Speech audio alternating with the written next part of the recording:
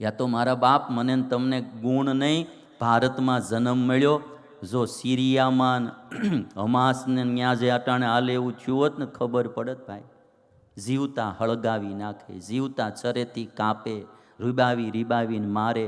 એ બધું જોવો તો આપણને એમ થાય નરકના દુઃખ કાંઈ નહીં આની આગળ. એટલે પંચમ સ્કંધમાં વર્ણન કર્યું ત્યારે પરીક્ષિતે એટલું પૂછ્યું કે નરકમાં ન જવું હોય તો શું કરવું? સુખદેવજી કહે તો પાપ ન કરવું.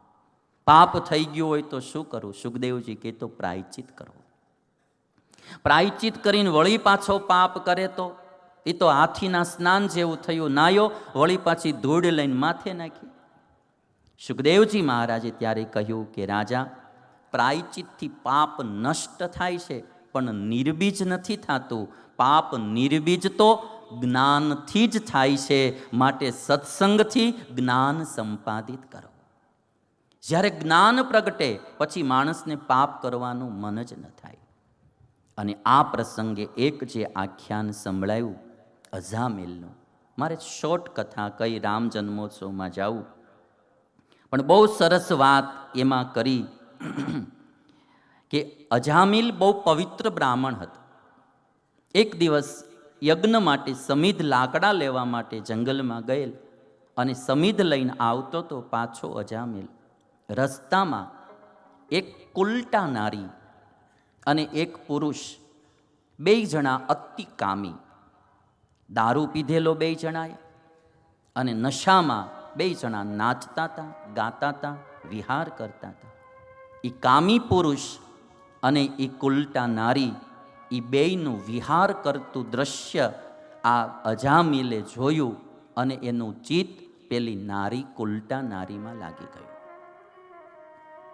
અને પછી તો એમાં એવું હેત થઈ ગયું. કુલટા નારી રાત દાડો એના ને એના વિચારો આવ્યા કરે.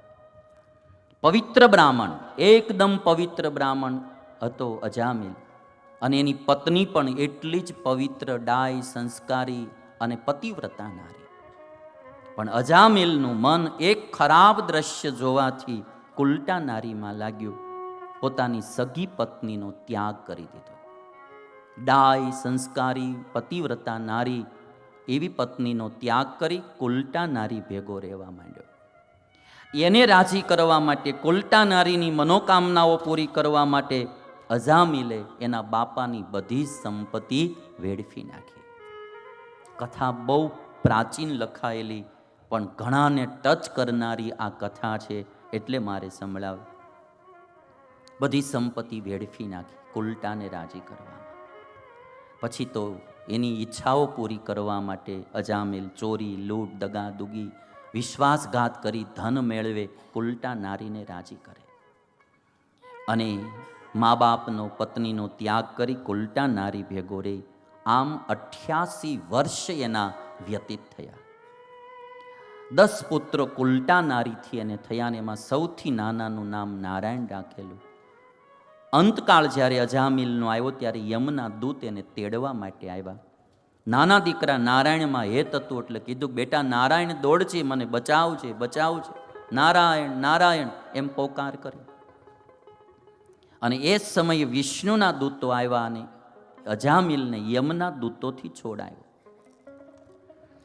વિષ્ણુના દૂતો કહે છે કે એણે અંતકાળે ભગવાનનું નામ લીધું છે, નારાયણનું, માટે તમે એને છોડી દો.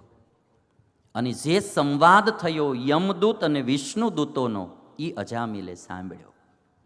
અજામિલને એમ થયું કે મેં પાપ તો બહુ કર્યા, મારું કાંઈક પૂર્વ જન્મનું પુણ્ય ઉદિત થયું છે, આજ મને આ વિષ્ણુના દૂતોએ છોડાયો. અને એટલો પશ્ચાતાપ થયો અજામિલને કે એકદમ હું પવિત્ર બ્રાહ્મણ, મેં મારું બ્રાહ્મણત્વ નષ્ટ કરી નાખ્યું. મેં મારા વૃદ્ધ મા બાપની સેવા ન કરીને એને દુઃખી કરી, એની સંપત્તિ વેડફી નાખી. મને આમ એકદમ આદર્શ પતિવ્રતા નારી મળી હતી પત્ની, એ પત્નીનો પણ મેં ત્યાગ કરી દીધો. મને ધિક્કાર છે, મને ધિક્કાર છે. અતિશય પશ્ચાતાપ થયો છે અજામિલ. અને અજામિલે નક્કી કર્યું કે હવે મારે મારી જિંદગી બગાડવી નથી, હવે મારે મારી જિંદગી સુધારવી છે. અને અજામિલ હરિદ્વાર જતા રહ્યા છે. અને હરિદ્વારમાં જઈ અજામિલ ભગવાનની ભક્તિ કરવા લાગ્યા છે, તપ કરે છે, વૃત્તિઓને બધી સંસારમાંથી પાછી વાળી લીધી, આત્મા પરમાત્મામાં જોડી દીધી, તપ કરી, ભજન કરી અને અજામિલ ભગવાનના ધામને પામ્યા છે. સુખદેવજી મહારાજ કહે છે કે રાજા, એક મોડું દ્રશ્ય જોતા એક પવિત્ર બ્રાહ્મણ આવા પાપને માર્ગે ચડી ગયો. એટલે આ ચરિત્ર મારે એટલા માટે કહેવું કે આજે જ્યારથી મોબાઈલો ને એમાંય સ્માર્ટફોન અને નેટ ફ્રી થઈ ગયા છે સસ્તા, ત્યારથી હજારો માણસોનો ટાઈમ આ મોબાઈલમાં મોડું જોવામાં વ્યતીત થાય છે. કેટલાય વિદ્યાર્થીઓના ભણતર આમાંથી બગડ્યા છે, ઘણાના પરિવારોના પતિ પત્નીના સંબંધો આમાંથી બગડ્યા છે, ઘણાના ધંધા બિઝનેસ આમાંથી ઠપ થઈ ગયેલા છે. એટલે આ ચીજોએ માણસના જીવનમાં બહુ મોટું નુકસાન કર્યું છે. એક મોડું દ્રશ્ય અજામિલે જોયું, આખી ગાથા બદલી ગઈ. એટલે આપણા શાસ્ત્રો એમ કહે કે જીવનમાં સંયમ રાખો.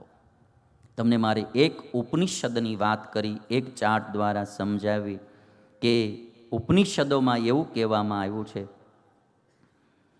તમને પહેલાં હું ચાર્ટ બતાવું અને પછી એને આધારે તમને એક વાત કરું.